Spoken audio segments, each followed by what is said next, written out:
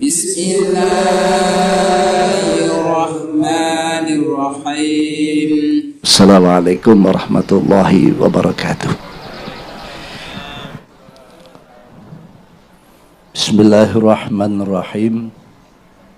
Alhamdulillahilladzi ja'alana min khairi ummatin ukhrijat linnas alladzina ya'muruna bil ma'rufi wa yanhauna 'anil munkar wa la yardawna bidinil misas.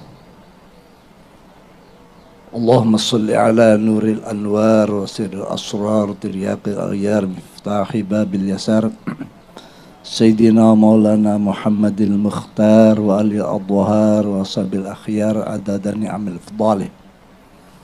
Allahumma alhimna ilman nafqahu Allahumma rakmuna wahyak warzuqna fahman na'lamu bihi kaifa najik ya arhamar rahimin. Allahumma arzuqna fahman nabiyina hafdzal mursalin wa ilhamal malaikatil muqarrabin birahmatika ya arhamar rahimin. Allahumma akrimna binuril fam wa akhrijna min dhulumatil wahm waftah lana abwaaba rahmatik wansur alaina hikmatika ya arhamar rahimin. Amma ba'd. Hadaratil quramal izza wal ulama wal masyayikh al abajil wal amathil hadirin hadirat rahimakumullah jami'an. Dalam Qanun Asasi Asy-Syaikh Hasyim Asy'ari antara lain menukil sabda Rasulullah sallallahu alaihi wasallam, antara lain yaitu dawuh Rasulullah, inna hadal ilma dinun fanduru amman ta'khuduna dinakum. Al-hadis. Juga ada riwayat inna baina yaday sa'ah kadzabin,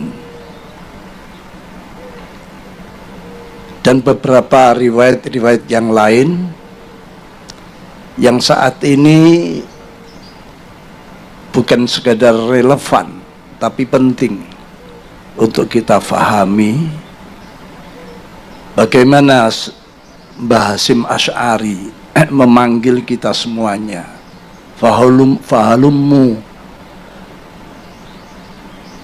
antum kullukum wa man tabi'akum minad du'afa minal fuqara wal aghniya wad du'afa wal aqwiya ila hadil jam'iyah al mubarakah al mausumah binahdatil ulama fadkhuluha bil mahabbati wal widad wal ulfati wal ittihad wal ittisal bi arwahin wa ajsadin fa innaha jam'iyatu amanin wa adlin wa ihsanin wa islahin wa ihsanin ila akhirih. Beliau memanggil pada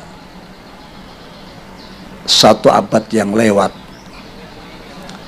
dimanggil semuanya, bahkan arwah kita yang belum lahir pada saat itu terpanggil dengan panggilan beliau. Ayo kesinilah semuanya, datanglah berbondong-bondong kalian nih para ulama dan santri-santri kalian, dengan membawa rasa mahabbah, cinta, dan persatuan, ketertautan hati,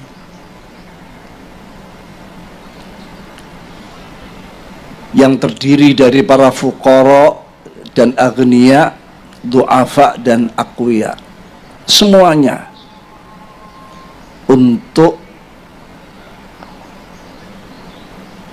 menisbatkan diri pada Jam'iyah Nahdlatul Ulama yang mubarakah. Masuknya tentu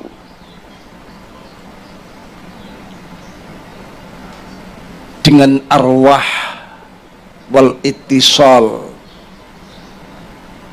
menyatukan ruh perjuangan kita. Ini sepertinya kasyaf beliau melihat akhir-akhir nanti Nahdlatul Ulama walaupun sudah diakui sebagai jamiah yang terbesar bukan hanya di dunia tapi sampai akhirat. Buktinya teman-teman saudara kita yang sudah meninggal dunia tidak dicoret dari keanggotaannya. Bahkan mereka yang meninggal pun di Lailatul Istima atau Naharul Istima diumumkan sebagai saudara kita, anggota Nahdlatul Ulama yang telah mendahului kita. Mari kita bacakan suratul Fatihah. Mereka masih dianggap sebagai anggota, saudara dan anggota. Nah ini kalau dijumlah, ya, dunia dan akhirat sudah nyata. Dunia saja sudah diakui terbesar di dunia. Tidak ada sebuah organisasi sosial keagamaan yang sebesar Nahdlatul Ulama ini. Tapi ingat, kalau besarnya sebuah organisasi tanpa tandim, tidak munadzamah, tidak tertib, maka akan bisa dilumpuhkan dengan organisasi yang batil tapi munadzam, batil tapi murattab, tertib. Ini yang harus kita sadari, ya.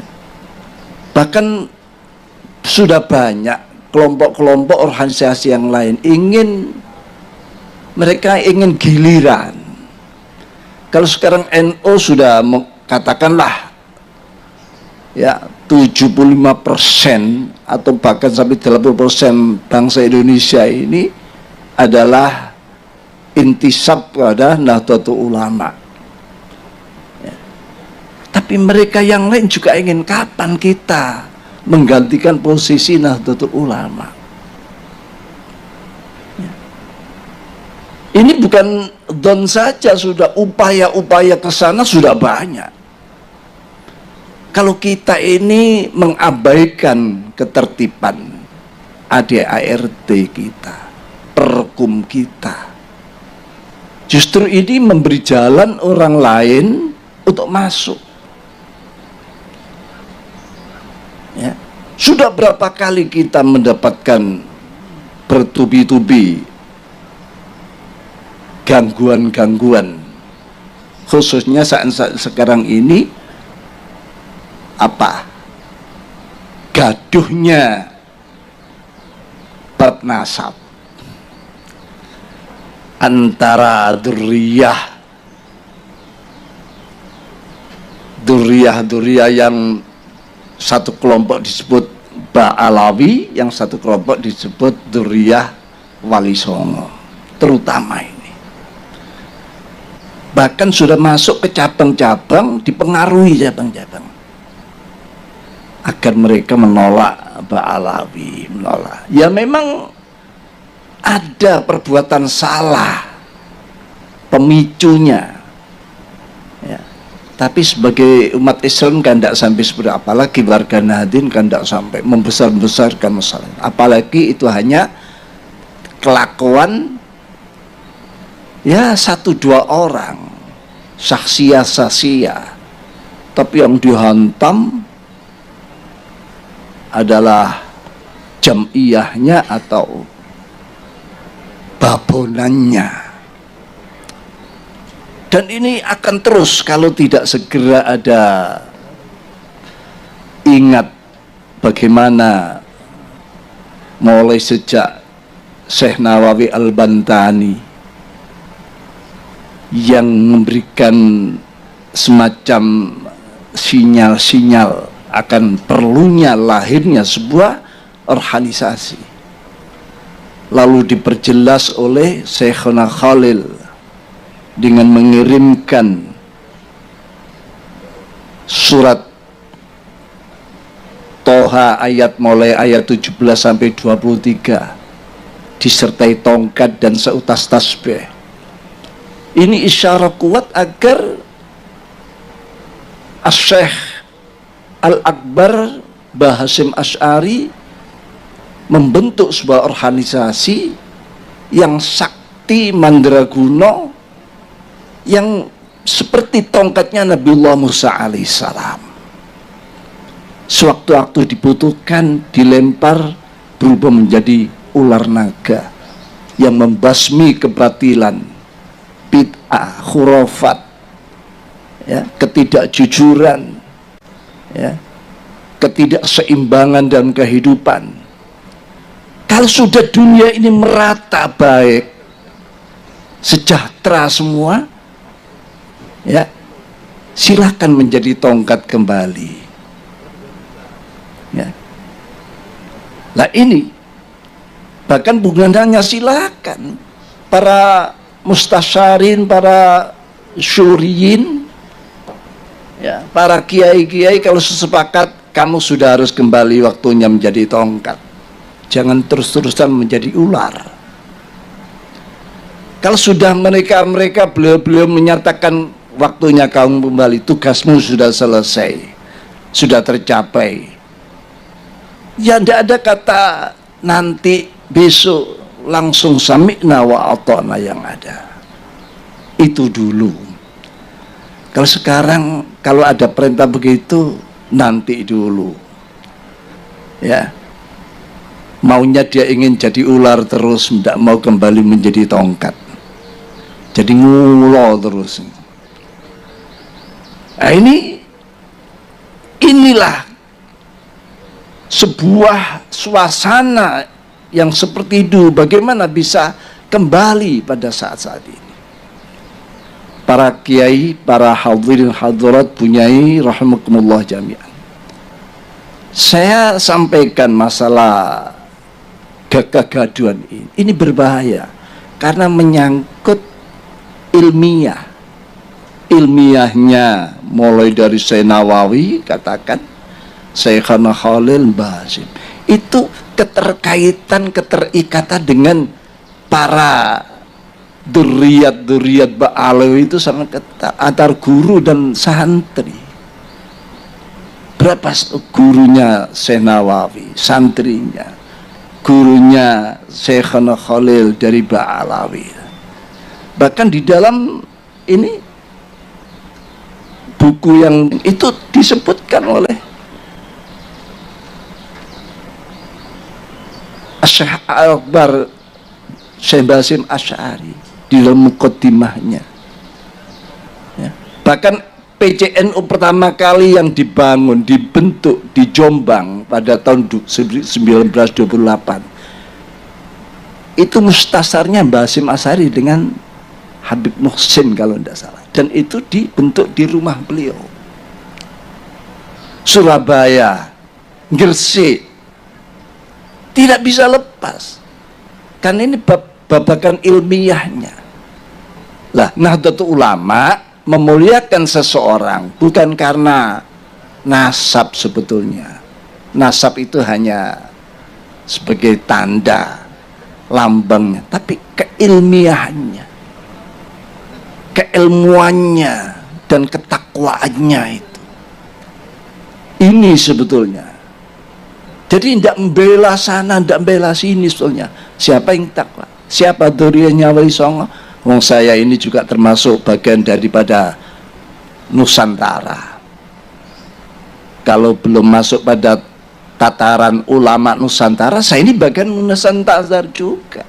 Cintanya pada Wali Songo, ya, tidak perlu diragukan.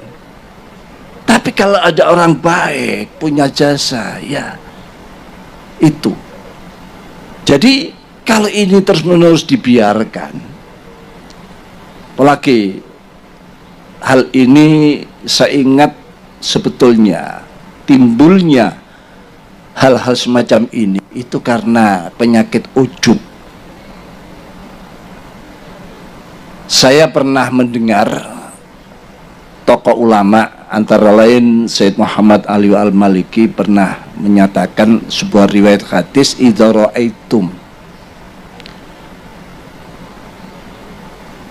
ra'aitum syuhan muta'an, ya,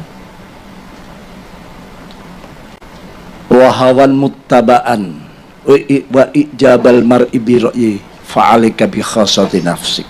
Kalau kamu sudah menemukan gejala-gejala, ya, gejala apa?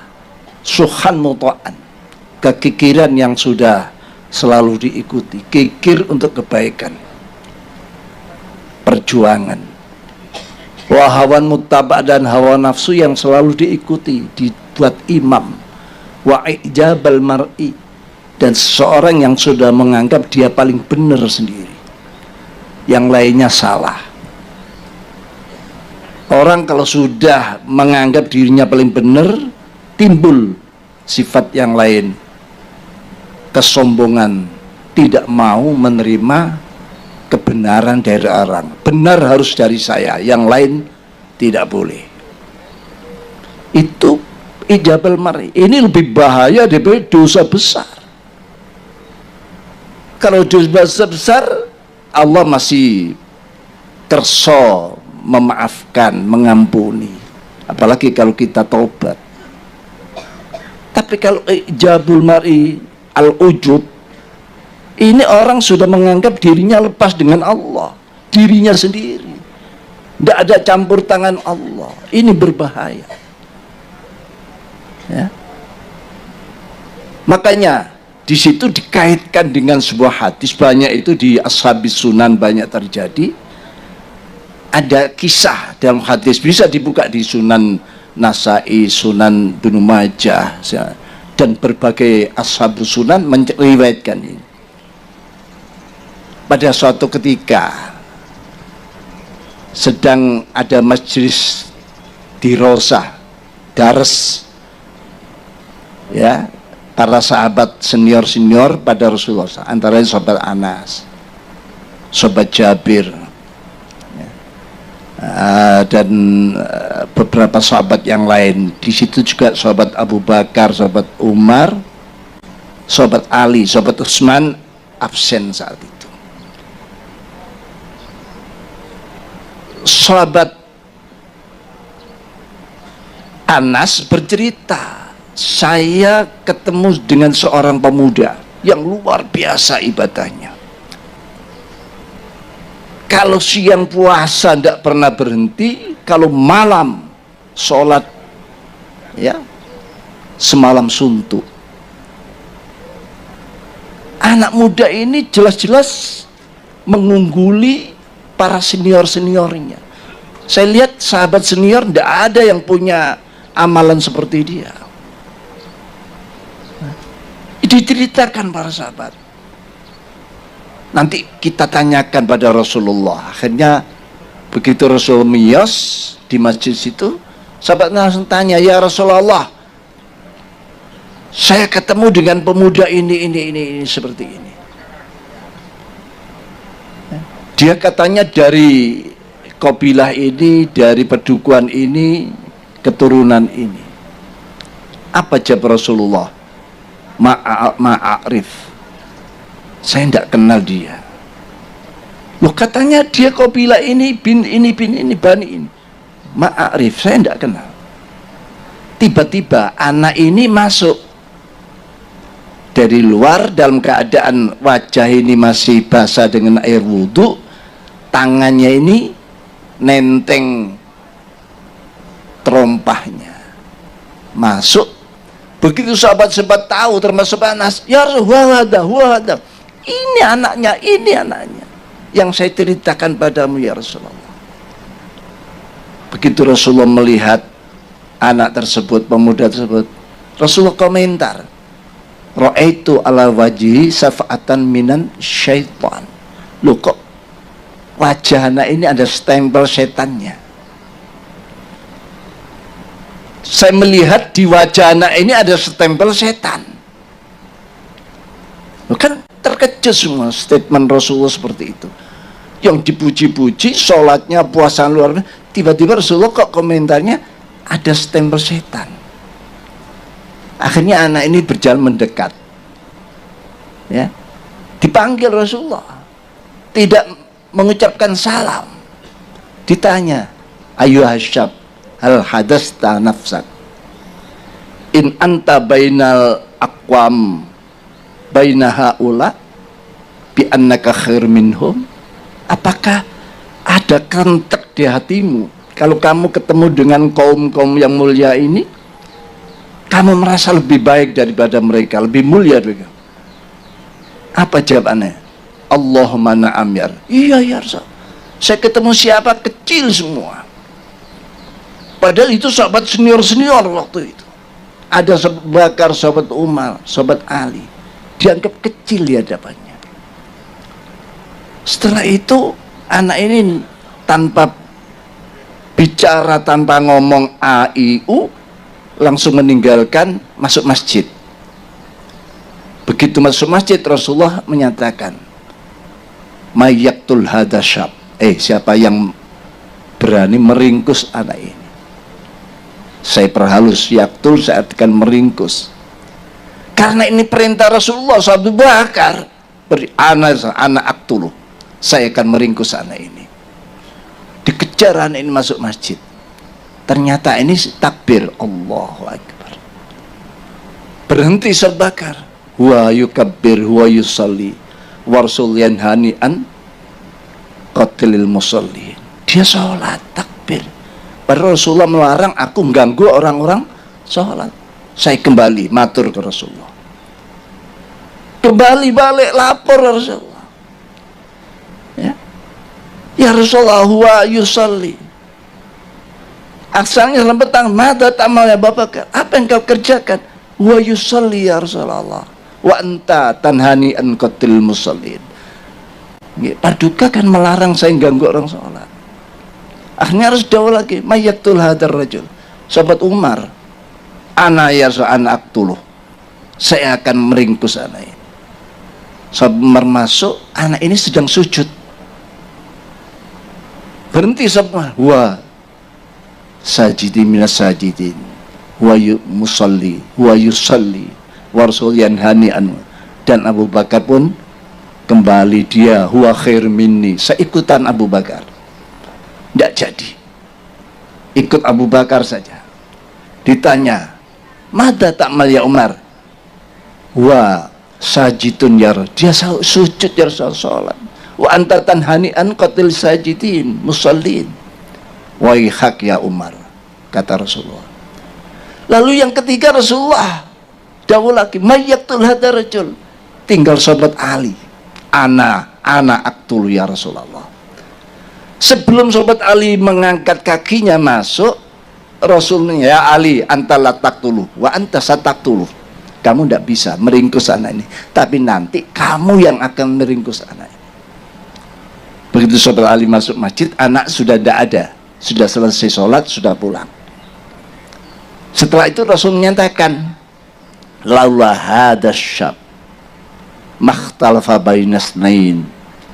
Andaikan tidak ada anak seperti ini, umatku bersatu, tidak ada yang beda pendapat, tidak ada yang beda-beda, katakan ya kelompok, organisasi, semua fi sofin wahid. Berarti anak ini cikal bakal perpecahan di dalam Islam. Lalu bagaimana dengan dawuh Rasulullah, ya Ali anta la taqtulu anta sataqtulu? Di saat sahabat Ali menjadi khalifah di Kufah, terjadi peperangan yang dikenal dengan Nahrawain atau Nahrawan, peperangan Nahrawain. Di situ yang pegang bendera anak itu tadi sedang memberontak pada kekuasaan khilafahnya sahabat Ali. Sahabat Ali mendengar anak itu yang pegang bendera, keluar sahabat Ali, karena dia masih terngiang-ngiang dawuh Rasul, wa anta sataqtulu, kamu yang akan meringkus anak ini. Akhirnya berhadap soal, dibunuhlah anak ini. Jadi anak terbunuh di tangan sahabat Ali. Sadaqa Rasulullah sallallahu alaihi wasallam. Ternyata dawuh Rasul benar, anak ini terbunuh di tangan sahabat Ali.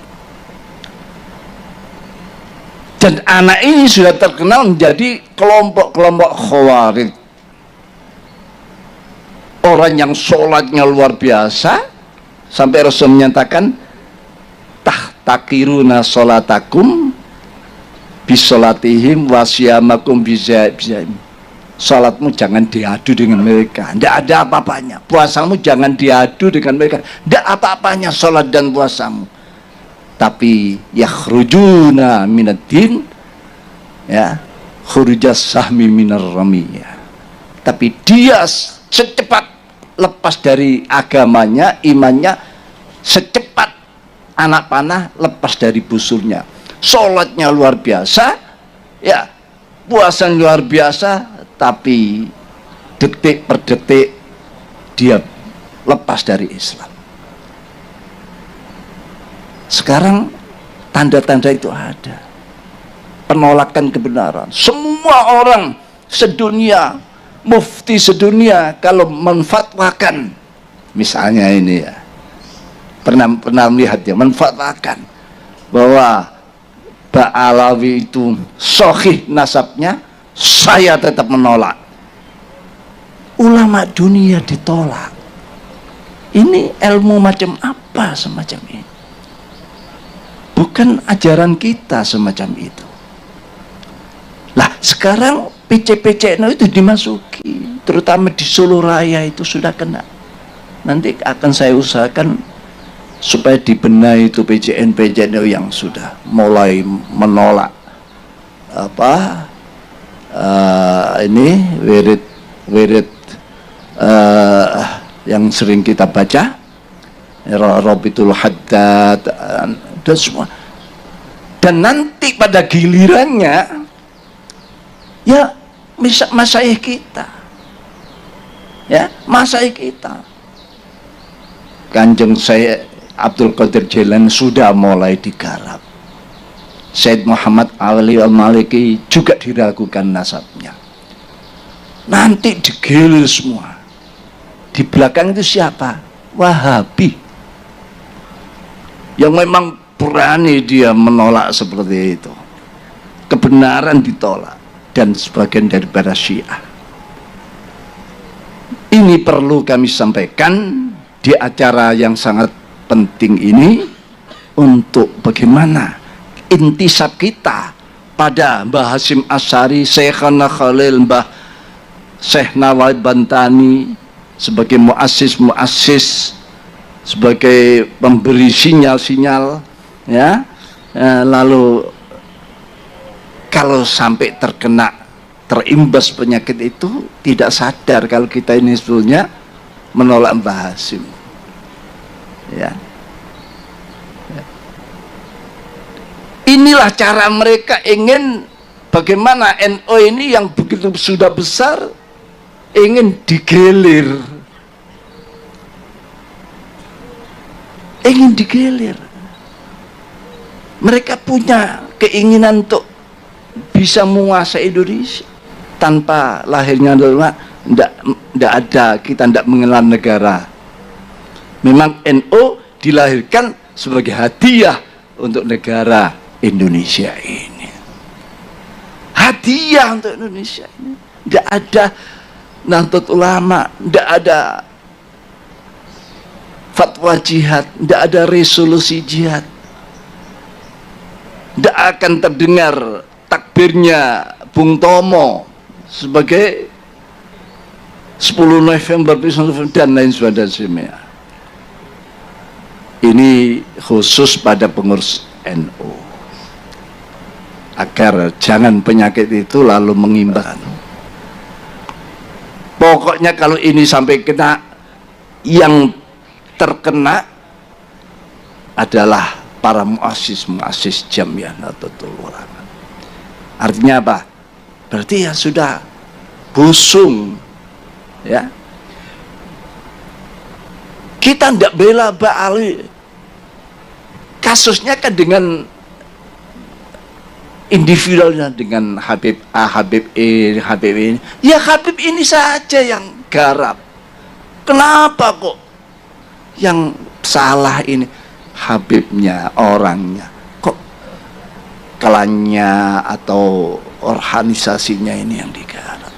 Berarti memang sudah punya tujuan untuk mengaburkan. Habaib tidak semuanya baik, banyak yang yang baik-baik, jasanya besar, banyak. Dzurriyyah Wali Songo jasanya besar. Indonesia bisa mayoritas Muslim, negara yang semula agama lain sekarang itu jasanya Wali Songo. Kita bagian daripada Wali Songo. Kita bela, masa PBNU dianggap bela nih habaib, menjadi jongosnya habaib, menjadi budaknya, menjadi Pak Alawi. Ini memang cara-cara mereka seperti itu. Mudah-mudahanlah ini pencerahan, menjadi pencerahan, bukan malah menjadi ruwet. Buyar ini tambah ruwet. Pidato apa itu tadi? Jangan malah jadi kalau saya sih tidak ada masalah sampean kritik, bahkan sampean bully, sampean apa, tidak ada masalah.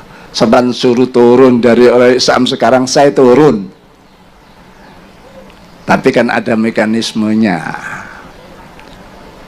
Ya nantilah kalau sudah ojo dipilih, dan saya memang sudah niat sepertinya saya itu tidak bisa melanjutkan lagi.